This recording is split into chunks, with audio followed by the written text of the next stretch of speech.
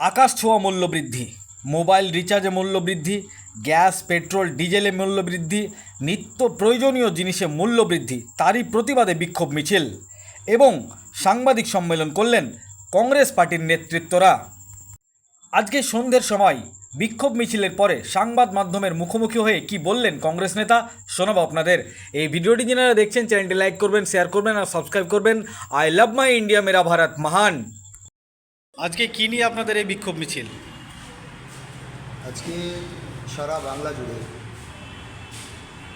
প্রদেশ কংগ্রেস সভাপতি অধীর রঞ্জন চৌধুরীর নেতৃত্বে সারা বাংলার বিভিন্ন ব্লকে নিত্য প্রয়োজনীয় দ্রব্যমূল্য বৃদ্ধির প্রতিবাদে সারা ব্লকে ব্লকে আমাদের এই আজকের এই বিক্ষোভ মিছিল। এই বিক্ষোভ মিছিলে ভগবানগোলা ব্লকের প্রায় 150 জন মতো কর্মী আমরা রানীতলা ব্লক পার্টি অফিস থেকে আমাদের বাদপুর মেহেদিপুর পর্যন্ত আমরা পদযাত্রা করলাম। আমরা জনগণের কাছে এই বার্তা পৌঁছাতে চাই, সঙ্গে সঙ্গে বাংলার যে সরকার তথা ভারতবর্ষের যে সরকার, উভয় সরকারকে দ্রব্যমূল্য যাতে করে কমে সাধারণ মানুষ যেন নিত্য প্রয়োজনীয় জিনিস কম দামে কিনতে পারে, সহ কৃষিতে সার, বিষ এবং পেট্রোল ডিজেলের দাম যে হারে বাড়ছে তারই প্রতিবাদে আজকের আমাদের আছে এই মিছিল। এই মিছিল আমরা কিছুক্ষণ আগে সমাপ্ত করব। পাশাপাশি কিন্তু মোবাইল রিচার্জ আমরা লক্ষ্য করছি সারা ভারতবর্ষ জুড়ে এই মুহূর্তে লাখো লাখো মানুষ বিএসএনএলে যোগ করছেন। আমরা দেখছি যে মোবাইল রিচার্জ 199 টাকা ছিল, 149 টাকা ছিল, সেটা 1 লাফে নির্বাচনের পরে সারা ভারতবর্ষের সমস্ত জেলায়, সারা ভারতবর্ষে এয়ারটেল, রিলায়েন্স, জিও বিভিন্ন কোম্পানিগুলো এক ধাপে দ্বিগুণ করেছে, যার ফলে সাধারণ মানুষ খুব ক্ষতিগ্রস্ত। এই মুহূর্তে আমরা যেটা দেখতে পাচ্ছি মিডিয়ার মাধ্যমে সেটা হচ্ছে একমাত্র বিএসএনএল আশা করছি আপামর এলাকার ভারতবর্ষের জনগণকে অন্তত একটু মুক্তি দেবেন রিচার্জের দিক থেকে। হঠাৎ করে এই যে বেড়ে গেল দাম, এই দাম বাড়ার কারণটা কি?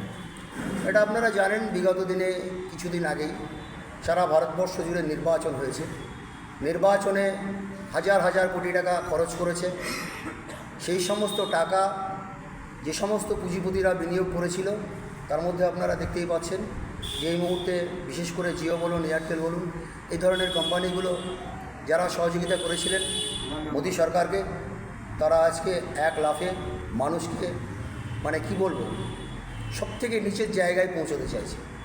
তাই আজকে মানুষ যে ক্ষতিগ্রস্ত, আপনারা মিডিয়ার মাধ্যমে এইগুলো প্রচার করুন। ভারতবর্ষের সরকারের যে দুর্নীতি, সেই দুর্নীতি আজকে আমরা মানুষের কাছে তুলে ধরছি। নরেন্দ্র মোদী সরকার বলেছিল সবকা সাথ সবকা বিকাশ। এখন আমরা দেখছি যে গ্যাসের দাম আকাশ ছোঁয়া, মোবাইলের দাম আকাশ ছোঁয়া, আপনার রিচার্জে আকাশ ছোঁয়া এবং দ্রব্য মূল্য বৃদ্ধি।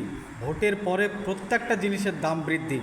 এই বৃদ্ধি থেকে যাবে না আপনারা পরবর্তীতে আন্দোলন আরও জোরদার করবেন? দেখুন, আপনারা জানেন সারা ভারতবর্ষে বিগত দিনে একমাত্র দল কংগ্রেস, এই সর্বভারতীয় কংগ্রেস সারা ভারতবর্ষটাকে স্বচ্ছ পরিষ্কারভাবে পরিচ্ছন্নভাবে একমাত্র চালাতে পারে। মোদী সরকারের নেতৃত্বে এই তৃতীয়বারে সরকার আসার পর আপনারা লক্ষ্য করেছেন সারা ভারতবর্ষ জুড়ে সাম্প্রদায়িক সম্প্রীতি, হানাহানি, আজকে মানুষে মানুষে খুন জখম। আজকে আপনারা এটাও জানেন সাম্প্রদায়িকতার দাবানলে বাংলার জননেতা সর্বভারতীয় নেতৃত্ব অধীর চৌধুরীকে একটা বিভাজনের মধ্য দিয়ে হিন্দু মুসলিমকে একটা বিভাজন তৈরি করে তাকে হারানোর পথ সুপরিকল্পিতভাবে একদিকে মমতা ব্যানার্জি, অপরদিকে নরেন্দ্র মোদী, এদের নেতৃত্বে তাকে হারানো খুব সহজ হয়েছে বলে মনে করছি। আপনার নাম এবং পরিচয়? আমি ওহিদুজ্জামান জামরুল, উপপ্রধান পরিবহন।